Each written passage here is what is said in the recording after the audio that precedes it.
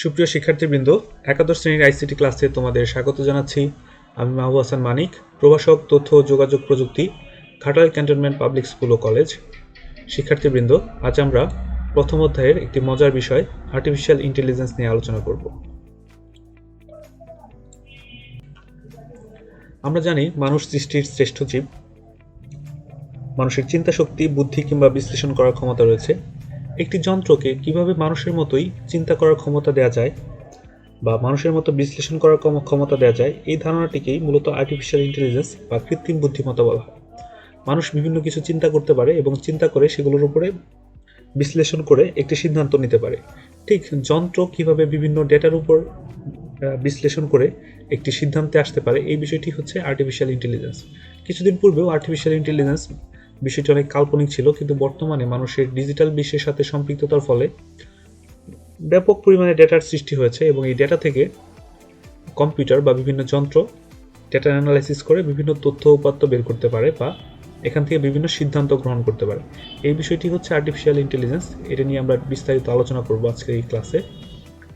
তোমাদের বোর্ড বইতে এরকম একটি চিত্র রয়েছে আর্টিফিশিয়াল ইন্টেলিজেন্সের, সেটি হচ্ছে আর্টিফিশিয়াল ইন্টেলিজেন্সের বিভিন্ন ক্ষেত্র এবং তার উদাহরণ। আমি শুরুতেই বলেছি, মানুষ যেভাবে চিন্তা করে বা কল্পনা করে একটি মেশিনকেও ঠিক সেভাবে চিন্তা করার ক্ষমতা দেয়া, এটাই হচ্ছে আর্টিফিশিয়াল ইন্টেলিজেন্স। তো এর মধ্যে প্রথম যে পয়েন্টটি রয়েছে যে মেশিন লার্নিং বা ডিপ লার্নিং, তারপরে রয়েছে হচ্ছে এনএলপি বা ন্যাচারাল ল্যাঙ্গুয়েজ প্রসেসিং, অনুবাদ বা তথ্য সমন্বয়।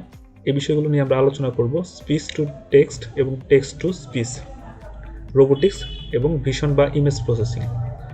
এই বিষয়গুলো হচ্ছে আর্টিফিশিয়াল ইন্টেলিজেন্সের মধ্যে রয়েছে। তার মধ্যে প্রথমেই রয়েছে হচ্ছে মেশিন লার্নিং। মেশিন লার্নিংটা আর্টিফিশিয়াল ইন্টেলিজেন্সের একটি অংশ।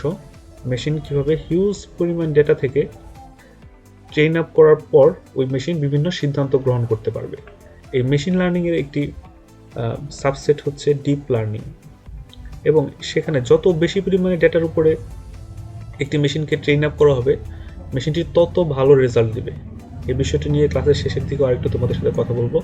তো মেশিনকে বিভিন্ন ডেটা দিয়ে ট্রেন আপ করা এবং তারপর সেটা থেকে বিভিন্ন এক্সপেক্টেড আউটপুটটা নিয়ে আসা, এটাই হচ্ছে মেশিন লার্নিং।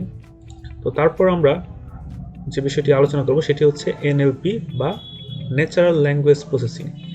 আমি যদি কল্পনা করি যে মানুষ কিন্তু কথা বলতে পারে এবং হচ্ছে ভাবের আদান প্রদান করতে পারে একজনের সাথে আরেকজন, ঠিক আর্টিফিশিয়াল ইন্টেলিজেন্সের এই পার্টটি হচ্ছে কিভাবে কমিউনিকেট করা যায় বা কমিউনিকেশনের জন্য বিভিন্ন ল্যাঙ্গুয়েজ ব্যবহার করা যায়। তো সেক্ষেত্রে এখানে একটি এক্সাম্পল রয়েছে যে ডিয়ার স্যার লেখার কথা, কিন্তু এই বানানটি এখানে ভুল আছে, যার কারণে এখানে কিন্তু লাল কালির চিহ্ন দেখাচ্ছে, এবং ওয়েলকাম টু আওয়ার ক্লাবস, তো এখানেও কিন্তু ওয়েলকাম বানানটি ভুল আছে বলে লাল দেখা যাচ্ছে। আমার মনে হয় তোমাদের মোবাইলেও এই জিনিসটি রয়েছে যে স্পেলিং কারেকশন বিষয়টি। তো আসলে একটা কম্পিউটার কিভাবে বুঝলো যে এখানে একটি ভুল হয়েছে? তার মানে হচ্ছে সে এটার উপরে, এই ল্যাঙ্গুয়েজের উপরে তার একটি দক্ষতা রয়েছে, এবং ল্যাঙ্গুয়েজের কোথাও গ্রামাটিক্যাল ভুল হলে সেটাও কিন্তু শো করে। তো এই বিষয়টা ট্রেন আপ করার ফলে তোমার হচ্ছে এই ভুলগুলো দেখা যাচ্ছে। এটাই হচ্ছে তোমার ন্যাচারাল ল্যাঙ্গুয়েজ প্রসেসিং, যেটা এই যে এখানে এনএলপি, এটাও হচ্ছে আর্টিফিশিয়াল ইন্টেলিজেন্সের একটি অংশ। সেক্ষেত্রে গুগল ট্রান্সলেটর রয়েছে, তোমরা মনে হয় অনেকেই ব্যবহার করেছো। আমরা একটি এক্সাম্পল দেখব গুগল ট্রান্সলেটরে, যে আমরা একটি টেক্সট দিব, সেটা হচ্ছে টেক্সট থেকে আবার স্পিচে কনভার্ট হবে, মানে একটা লেখা দিব, লেখাটা আমাদের শব্দে রূপান্তর করে দিবে।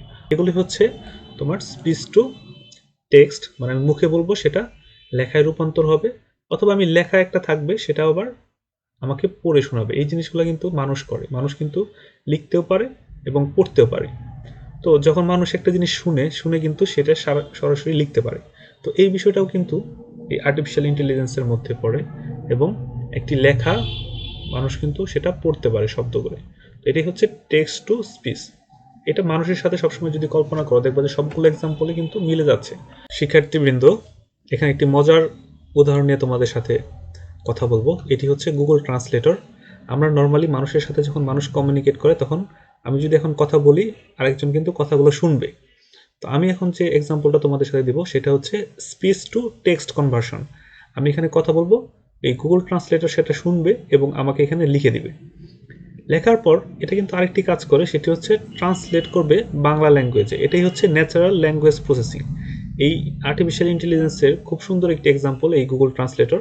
আমি এখন কথা বলবো, স্পিচ টু টেক্সট কনভার্ট হবে, তারপর কনভার্ট হওয়ার পর এটা কিন্তু আবার এই ল্যাঙ্গুয়েজ প্রসেসিং হয়ে আবার এখানে অনুবাদ হবে। অনুবাদ হওয়ার পর যে রেজাল্ট আসবে সেটাও আমরা চাইলে শুনতে পারবো। সেটা হচ্ছে টেক্সট টু স্পিচ কনভার্সন। তাহলে তিনটি জিনিস এখানে রয়েছে। তো আমরা একটু শুরু করি। My dear students, today I am talking about artificial intelligence. I hope you are enjoying my class. Thank you. মোটামুটি আমি যা বলেছি সম্পূর্ণ কিন্তু এখানে লিখেছে, এবং আমি যদি এটা শুনতে চাই ইংরেজিতে তাহলে এটা হচ্ছে আমার কথা শুনে এখানে টেক্সটে রূপান্তর হয়েছে। এবার এই টেক্সটটা যদি আমি শুনতে চাই তাহলে টেক্সট টু স্পিচ কনভার্সন, যেটা এখানে ক্লিক করলে শোনা যাবে। My dear students, today I am talking about artificial intelligence. I hope you are enjoying my class. Thank you. এটা যদি আমি বাংলায় শুনতে চাই এখানে কিন্তু বাংলায় অনুবাদ হয়ে গিয়েছে পুরোটা, এবং আমি যদি শুনতে চাই এখানে ক্লিক করলে শোনা আমার যাবে। প্রিয় শিক্ষার্থীরা, আজ আমি কৃত্রিম বুদ্ধিমত্তার কথা বলছি। আশা করি আপনি আমার ক্লাসটি উপভোগ করছেন। ধন্যবাদ আপনাকে।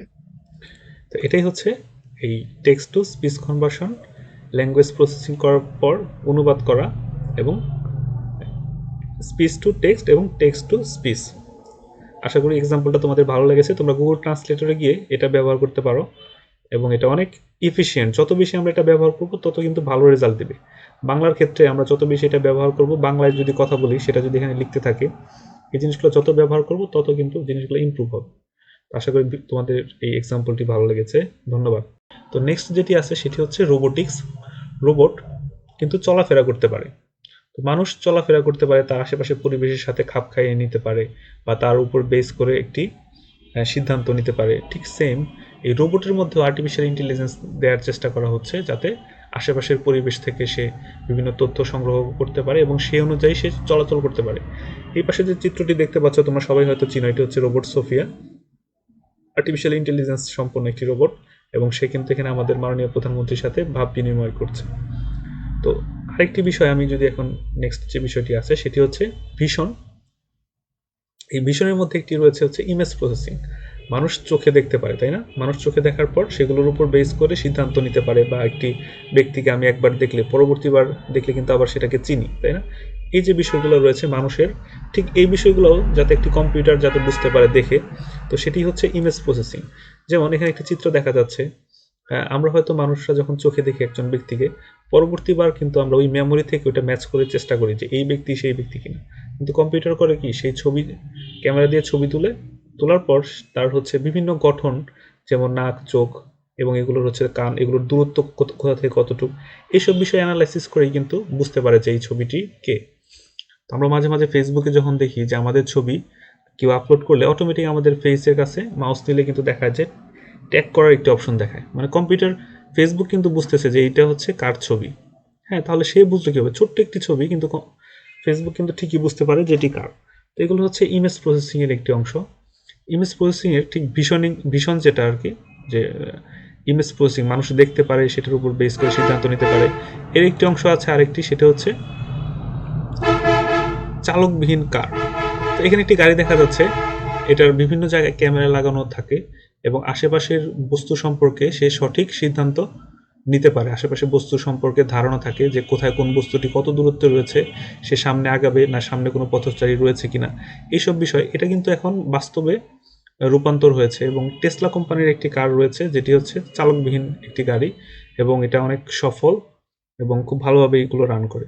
ঠিক এরকম আরও হচ্ছে তোমার চালকবিহীন বিমান রয়েছে, যেখানে নর্মালি বিমানগুলোতে অটো পাইলট দেওয়া থাকে, এবং কোন বিমানবন্দরে ল্যান্ড করতে হবে এসব জিনিস সব কিছু ঠিক করে রাখলে একজন পাইলটের আর বিমানের কোনো কিছু ধরতে হয় না, অটোমেটিক কিন্তু গিয়ে ল্যান্ড করে, এরকমও আছে। সো এই বিষয়গুলো এখন খুব অনেক বেশি ব্যবহার হচ্ছে। তো আরেকটি বিষয় তোমাদের রয়েছে, সেটা হচ্ছে নিউরাল নেটওয়ার্কের গঠন। মানুষের মস্তিষ্কে কিন্তু এরকম বিভিন্ন ধরনের নিউরন, মানুষের মস্তিষ্কে অনেক নিউরন থাকে, এবং এই নিউরনগুলো বিভিন্ন তথ্য প্রসেসিং এর জন্য কিন্তু ব্যবহার করা হয়। ঠিক এটার সাথে মানুষের নিউরনের সাথে কম্পেয়ার করে একটি নিউরাল নেটওয়ার্কের একটি গঠন রয়েছে তোমাদের বইতে এরকম। একটি হচ্ছে ইনপুট স্তর, আরেকটি হচ্ছে আউটপুট স্তর। আমি কিছু তথ্য দিব ইনপুট হিসাবে, এবং তার কিছু সম্ভাব্য আউটপুট আমি দিয়ে দেব। তো ইনপুট এবং আউটপুট দেওয়ার ফলে মাঝখানে যে একটি স্তর আছে সেই স্তরগুলো নিজেদের মতো করে বিন্যস্ত হবে। তো এই ইনপুট ধরো আমি একটা দিলাম, একটি ইনপুট দিলাম, তার জন্য আমি একটি আউটপুট চাচ্ছি, ওই আউটপুটটা আমি এখানে দিয়ে দিলাম। মাঝখানে এগুলো কিভাবে আসতেছে এগুলো দেখার অতটা প্রয়োজন নেই, এগুলো অটোমেটিক নিজেদের মধ্যে হচ্ছে অ্যাডজাস্ট করে নেয়। তো যার ফলে যত বেশি ডেটা দিয়ে আমি ইনপুট এবং আউটপুট দিব, তো মাঝখানের স্তরগুলো তত নিজেদের মধ্যে আবার সাজিয়ে গুছিয়ে নিবে।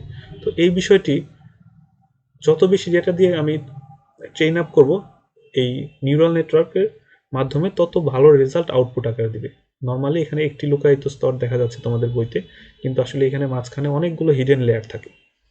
সো এই লেয়ারগুলোর মধ্যে বিভিন্নভাবে ডেটা এখানে আসতে পারে বিভিন্ন পথ দিয়ে, কিন্তু কোনটা বেস্ট ওয়ে সেটা ইনপুট এবং আউটপুট, এই আউটপুটটা কোন ইনপুটের জন্য কি আউটপুট আসে এটা ডিপেন্ড করে মাঝখানের এগুলো পরিবর্তন হয় বা চেঞ্জ হয়।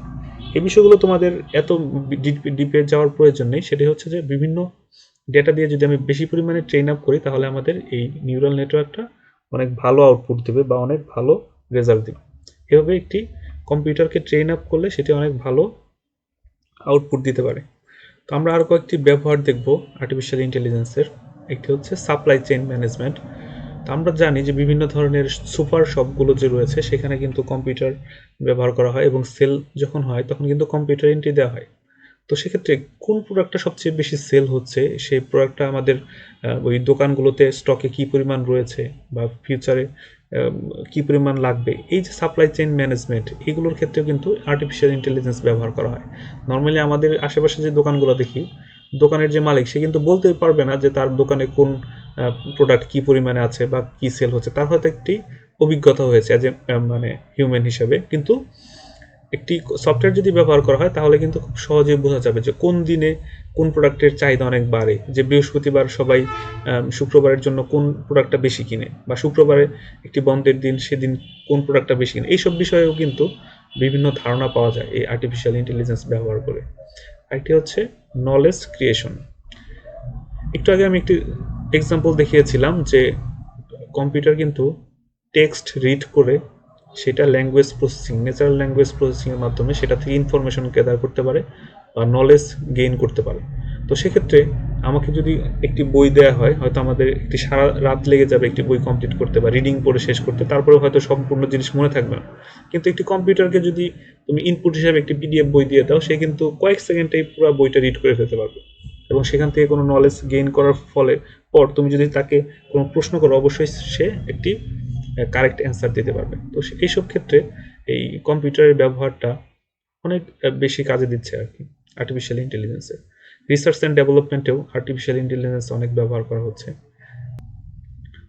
প্রিডিকটিভ অ্যানালাইসিস, সেটা হচ্ছে এরকম একটি এক্সাম্পল আমি তোমাদের দিই যে যখন বিভিন্ন খেলা হয়, ক্রিকেট খেলা বাংলাদেশের সাথে যখন ইন্ডিয়ার খেলা হয়, তখন কিন্তু নিচের দিয়ে মাঝে মাঝে লেখা ওঠে যে কার জিতার পার্সেন্টেজ কতটুকু, সম্ভাবনা কতটুকু। এই বিষয়গুলো মূলত প্রিভিয়াস ডেটা অ্যানালাইসিস করে তারপরে কিন্তু প্রিডিক্ট করে। দেখা গেল বাংলাদেশ একটি ভালো পজিশনে আছে, উইকেট আছে, রান অনেক কম, তারপরে দেখা যায় যে জেতার সম্ভাবনা মাঝে মাঝে কমে যায়। কারণ কি, বাংলাদেশের হুট করে উইকেট পড়ার একটা সম্ভাবনা থাকে। তো এইসব বিষয় যখন আগে ম্যাচ থেকে অ্যানালাইসিস করে একটি সম্ভাব্য একটি রেজাল্ট এখানে দেওয়া যায়। এটা আমি একটা এক্সাম্পল বললাম। এরকম বিভিন্ন ডেটার উপর অ্যানালাইসিস করে একটি ভালো একটি সম্ভাব্য রেজাল্ট কিন্তু কম্পিউটার দিতে পারে খুব সহজে, যেটা হয়তো মানুষের পক্ষে সম্ভব হয় না।